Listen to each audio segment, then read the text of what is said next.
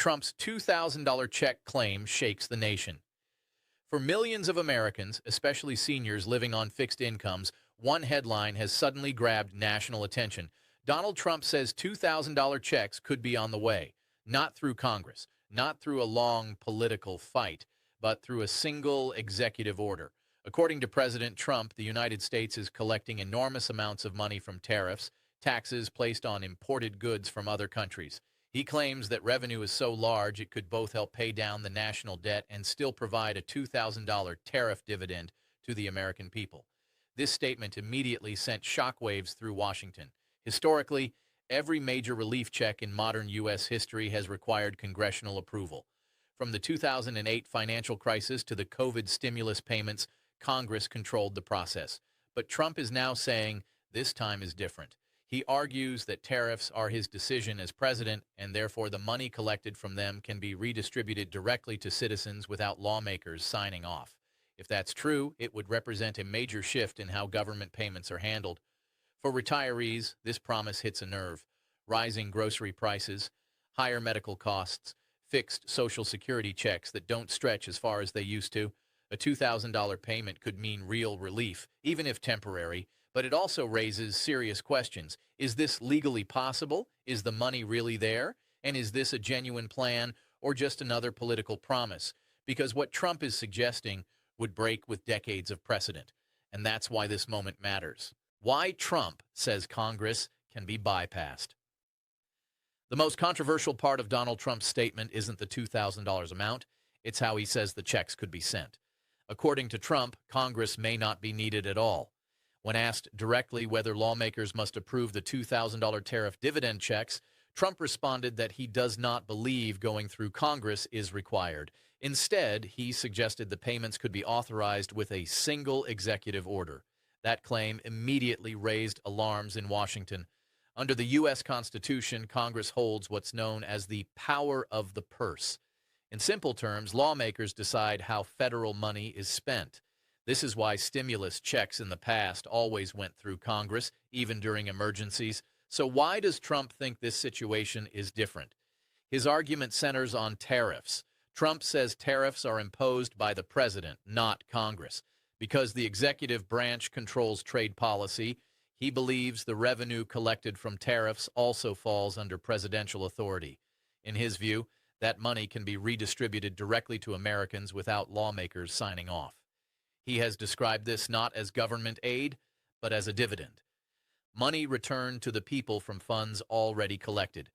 Supporters say this interpretation could allow faster action, cutting through political gridlock. They argue Americans shouldn't have to wait months for relief while Congress debates. Critics strongly disagree. Legal scholars warn that even if tariffs are imposed by the executive branch, sending money directly to civilians is a separate action, one that almost always requires congressional approval. They say bypassing Congress could trigger immediate court challenges. For seniors watching this unfold, the key takeaway is this. Trump's claim is bold, but it sits on legally uncertain ground, and that uncertainty could decide whether these checks ever move beyond words. Tariff money explained. Where the $2,000 would come from. To understand whether a $2,000 check is even possible, we need to look closely at where the money is supposed to come from. According to Donald Trump, the funding source is simple: tariffs. Tariffs are taxes placed on imported goods coming into the United States.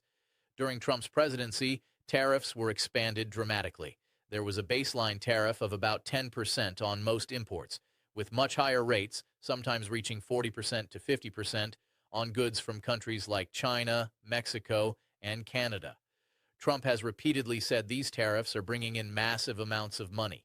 In his words, not millions, not billions, but trillions of dollars. He argues that because this money is collected from international trade, a portion of it can be returned directly to Americans as a tariff dividend. In his framing, this is not government spending. It's a refund to the people. This argument is powerful politically, especially for seniors. Many retirees feel squeezed by rising prices and limited income growth. Hearing that money collected from trade could be shared back with citizens sounds fair, even overdue. But economists urge caution.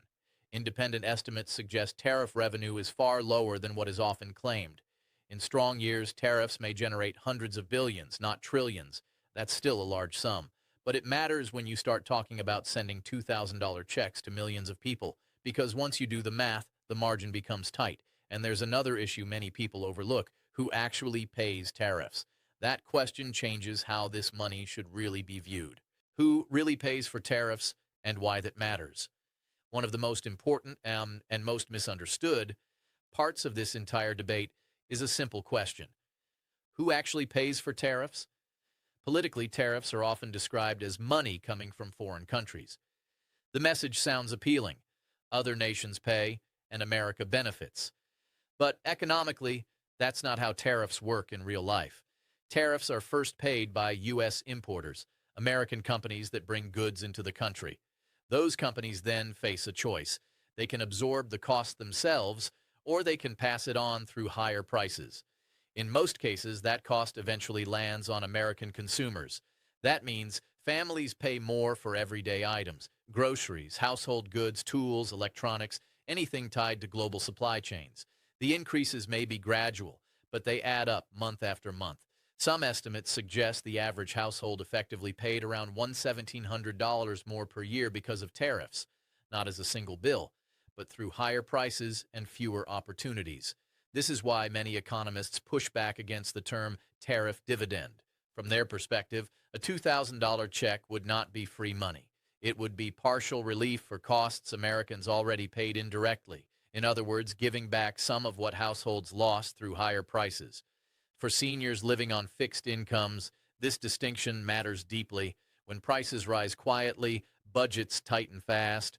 A few extra dollars on food, utilities, or medications can force hard choices. So while a $2,000 check could help, it may simply offset financial pressure that's already been building. And this leads to a critical concern. If Americans are already paying the cost of tariffs, what happens if the courts step in and say those tariffs were never legal in the first place? The legal shock. What happens if courts step in? This is where the story takes a serious turn, because the future of these tariffs and the $2,000 checks tied to them may not be decided by politicians at all. They may be decided by the courts. Several legal challenges have already been filed against Trump's tariff policies. At the heart of these cases is one key question: did the president actually have the legal authority to impose such broad tariffs without Congress? Lower courts have raised serious doubts. Judges have questioned whether an old emergency law, originally designed for national crises, can really justify long-term, wide-ranging tariffs on entire countries. While those courts allowed the tariffs to remain temporarily, they did so only while appeals continue. That means the tariffs are still being collected, but their legality is not settled. If a higher court, or ultimately the Supreme Court, rules against the administration, the consequences could be dramatic. First, tariffs could be struck down entirely. That would immediately shut off the revenue stream Trump says would fund the $2,000 checks. Second, and this part gets far less attention, the government could be forced to refund billions of dollars already collected. Many companies are already lined up, ready to demand their money back if the tariffs are ruled unlawful. In that scenario, there would be no surplus, no dividend, no checks. For seniors and retirees, this legal risk is critical. It means the $2,000 checks don't just depend on political will, they depend on court rulings that could go either way. And court decisions don't move on campaign timelines. They move carefully and sometimes slowly. This is why financial experts urge caution. Because when relief depends on unsettled law, promises can vanish overnight. Executive orders versus Congress: who really controls the money? At this point, the debate comes down to a fundamental question about power in Washington. Can a president really send money to Americans without Congress? Donald Trump says yes. He argues that because tariffs are imposed by the executive branch, the revenue collected from them can be redistributed through an executive order. In his view, Congress does not need to approve these $2,000 tariff dividend checks. But most constitutional experts strongly disagree. Under the U.S. system, Congress holds what's known as the power of the purse. This means lawmakers control federal spending, not the president. Even during national emergencies, presidents are typically required to work with Congress when distributing money directly to civilians. History supports this interpretation. Stimulus checks during the 2008 financial crisis required congressional approval. The COVID relief checks in 2020 and 2021 were passed by Congress. In every modern example, lawmakers debated, voted, and authorized the payments. Supporters of Trump's plan argue this situation is unique. They point out that tariff revenue is not tax revenue in the traditional sense and say it operates in a gray area of executive authority. However, legal scholars warn that collecting money and distributing money are two very different actions. Even if tariffs are imposed legally, sending checks to millions of Americans would likely be seen as a new spending program, and that usually requires Congress. If Trump attempted to move forward alone, legal challenges would almost certainly follow. Courts could delay or block the payments entirely. For seniors, this legal tug-of-war matters deeply, because even if the money exists and even if the intention is real, the process could stall or stop before a single check is ever mailed. Democrats support the check, but not Trump's method. What makes this situation even more complicated is that Democrats also support the idea of a $2,000 check, just not the way Donald Trump wants to do it. Democratic leaders agree on one key point. Millions of Americans are struggling with rising costs. Food, housing, healthcare, and insurance expenses continue to climb, while incomes, and especially for retirees, remain limited. From their perspective, direct payments could provide meaningful relief. But where Democrats sharply disagree with Trump is process and control.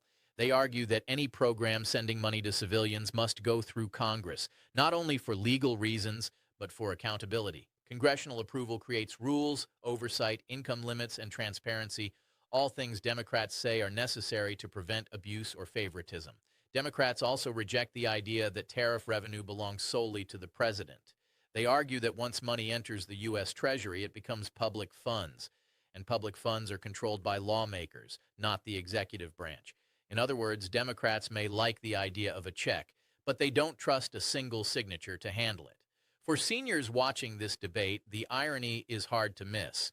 Both parties talk about helping struggling Americans. Both mention $2,000 checks, but their disagreement over who controls the money has stalled everything. And that stalemate creates confusion. People hear support from both sides and assume checks are inevitable. But in reality, agreement on the amount doesn't mean agreement on the method. Until that gap is resolved, the checks remain an idea, not a plan. And that raises another critical question. Even if there is agreement, who would actually qualify for this money? Income limits and eligibility. Who would get the $2,000? Even if the legal and political barriers were cleared, there is still a practical question that matters to millions of Americans. Who would actually qualify for the $2,000 check? Donald Trump has suggested that these payments would not go to everyone. Instead, they would likely come with income limits, designed to focus the money on people who need it most. In several statements, Trump hinted that Americans earning $100,000 a year or less could be eligible. That threshold would include most retirees, seniors, and middle-income households, especially those relying on Social Security, pensions, or modest retirement savings. For older Americans, this detail is crucial. Many seniors live well below that income level, yet still struggle to keep up with rising costs. Medicare premiums increase, prescription drugs remain expensive. Housing taxes and utilities don't stop climbing just because someone retires. Supporters argue that income limits make the program more responsible. Instead of sending money to high earners, funds would be directed toward households feeling the greatest pressure. But critics point out the downside. Income limits slow things down. To enforce them, the government would need to verify earnings, likely using tax records from prior years. That process takes time. And time is exactly what many struggling households don't have. There's also uncertainty about how income would be measured. Would it be based on gross income or adjusted income? Last year's tax return or the most recent one? These details haven't been clarified. Until clear eligibility rules exist, the promise of a $2,000 check remains vague. And for many seniors, uncertainty can be just as stressful as denial. Republicans push back. Why some in Trump's own party say no while. Democrats question Trump's method. Resistance is also coming from inside his own party. And that has surprised many Americans.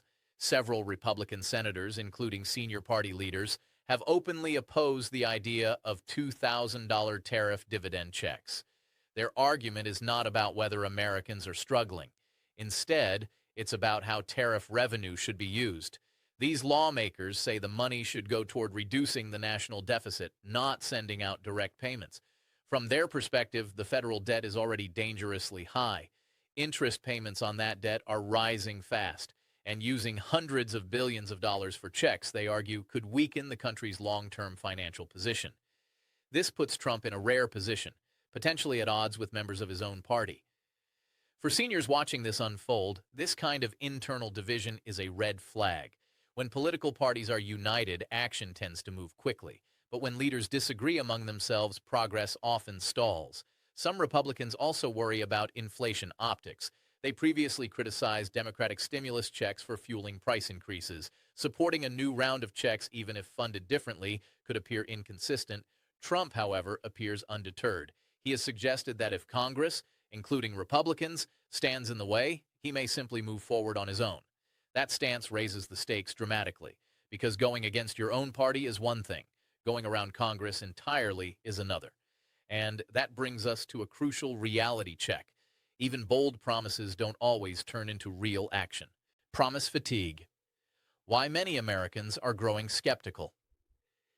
After years of big announcements and unfinished plans, many Americans are feeling something called promise fatigue. It's the exhaustion that sets in after hearing bold claims again and again, especially when real relief never seems to arrive.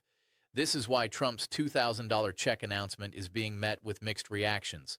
Hope, yes, but also deep skepticism. Many people remember past proposals that sounded promising but never became reality. One recent example often mentioned is the proposed $5,000 Doge stimulus, discussed publicly by Elon Musk and Trump but never implemented. No checks, no program, just headlines. For seniors, these experiences leave a mark. Retirees don't have the luxury of waiting and seeing. Bills come every month. Medical expenses don't pause for political negotiations. When promised money doesn't arrive, the consequences are immediate. That's why many Americans are now asking tougher questions. If this plan is real, where is the signed order? If the money is ready, why is there no clear timeline? And if both parties talk about helping people, why does nothing move forward? Supporters argue Trump is serious and that political resistance is the only obstacle. Critics counter that without concrete action, promises are just words. This growing doubt affects behavior. People stop planning around potential help. They pull back. They assume nothing is coming until money actually shows up. And that skepticism, while understandable, also reflects a deeper issue: trust. Because once trust is damaged, even good ideas struggle to gain support. Which brings us to the next important question: what happens next if Trump decides to act or doesn't? What happens next? 3 possible paths forward. At this stage, Americans are no longer just asking whether a $2,000 check sounds good. They're asking a more serious question: what actually happens next? Based on everything we know right now, there are 3 realistic paths forward, and each one leads to a very different outcome. Path 1, Trump moves forward on his own. In this scenario, Trump attempts to issue the $2,000 tariff dividend checks through an executive order, bypassing Congress entirely. This would be the fastest option and the most controversial. Legal challenges would almost certainly follow within days. Courts could step in, delaying payments or blocking them altogether. For seniors, this path offers the quickest hope, but also the highest risk of disappointment. Path 2, Congress re-enters the process. Here, Trump presents a formal proposal to lawmakers. Congress debates income limits, eligibility, and funding. This path is slower but legally safer. Checks might eventually go out, but likely months later, not weeks. Seniors have seen this process before, and they know it requires patience. Path 3. The idea stalls and fades. This is the outcome many Americans quietly fear. Political resistance, legal uncertainty, and internal party divisions could cause the proposal to stall indefinitely. The $2,000 checks slowly disappear from headlines, replaced by the next major issue. Right now, no one knows which path will win, but what is clear is this: the next move will determine whether this promise becomes real relief or just another unfulfilled idea. What this means for seniors living on fixed incomes. Out of all groups in America, seniors have the most at stake in this debate. For retirees living on fixed incomes, there is very little flexibility when costs rise. Social Security checks increase slowly, if at all. Pensions are usually locked in. Savings are meant to last, not absorb constant price increases. That's why the idea of a $2,000 check resonates so deeply. For many seniors, that amount isn't extra spending money. It's practical relief. It could help cover prescription drugs, dental work not covered by Medicare, property taxes, car repairs, or simply higher grocery bills that have become impossible to ignore. But this is also why uncertainty hurts seniors more than anyone else. You can't easily wait it out when you're retired. Delaying a medical procedure or skipping medications isn't an option. Every month matters. This is why financial experts urge older Americans to be especially cautious about counting on promised money. Until something is officially approved, scheduled, and announced through formal channels, it should not be treated as real income. Hope is understandable, but planning based on hope can be dangerous. Many seniors still remember how long it took for past stimulus checks to arrive. Others remember qualifying issues, delays, or confusion that caused unnecessary stress. The safest approach right now is realism.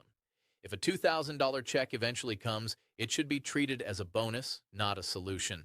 It may help temporarily, but it will not change long-term financial needs. And that brings us to the final reality check, where things truly stand today and what seniors should watch next. Where things stand right now, facts over headlines. So where does this situation actually stand right now beyond the headlines and bold claims? As of this moment, there is no approved $2,000 check program. There is no signed executive order, and there is no confirmed payment timeline. What exists today is a proposal, supported by strong rhetoric but constrained by legal, political, and financial realities. Trump continues to insist that tariff revenue is substantial enough to fund a dividend for Americans and that Congress may not be required. At the same time, legal experts, lawmakers from both parties, and even some of Trump's own advisors continue to raise serious doubts. That gap between claims and confirmation is critical. For seniors and retirees, this is where facts matter more than hope. It's easy to get caught up in exciting news, especially when finances feel tight and relief sounds close. But history shows that government payments only become real once they are formally authorized, structured, and announced. Until then, everything remains uncertain. Tariff revenue exists, but its size is debated. Authority is claimed, but not universally accepted. Support exists, but it is fragmented. This doesn't mean the idea is dead. It also doesn't mean it's guaranteed. It means Americans are in a waiting period. And in waiting periods like this, the smartest move is awareness. Pay attention to official actions, not speculation. Watch for signed documents, votes, or court rulings, not just interviews and sound bites. Because in the end, real relief doesn't arrive with words. It arrives with action. Final warnings. Why you shouldn't plan around political promises. As this story continues to circulate, one message needs to be stated clearly and calmly. Do not plan your finances around political promises. That advice isn't cynical. It's practical. Over the years, Americans have seen many proposed payments, rebates, and relief programs announced with confidence, only to be delayed, reduced, or canceled entirely. The reasons are almost always the same: legal challenges, political disagreements, or funding shortfalls. The $2,000 tariff dividend check faces all three. Right now, it depends on unsettled legal authority, divided political support, and disputed revenue numbers. That combination makes it especially risky to treat this money as guaranteed. For seniors, the danger is even greater. Delaying bills, postponing medical care, or making large purchases in anticipation of money that hasn't been approved can lead to serious consequences. Financial stress doesn't wait for executive orders or court decisions.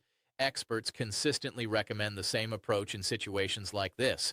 Assume nothing until it's official. If a check is eventually approved and delivered, that's good news. It can help temporarily ease pressure, but it should never replace careful budgeting or long-term planning. This doesn't mean ignoring the story. It means watching it wisely.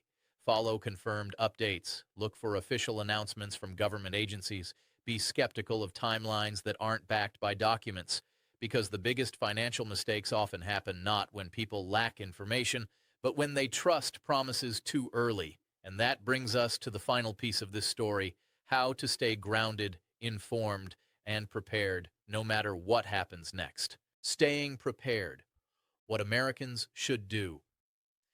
Right now, with everything laid out, the promises, the debates, the legal questions, and the uncertainty, the final question becomes very practical. What should Americans actually do right now? The answer is not panic, and it's not blind optimism either. It's preparation. At this moment, tariffs are still in place.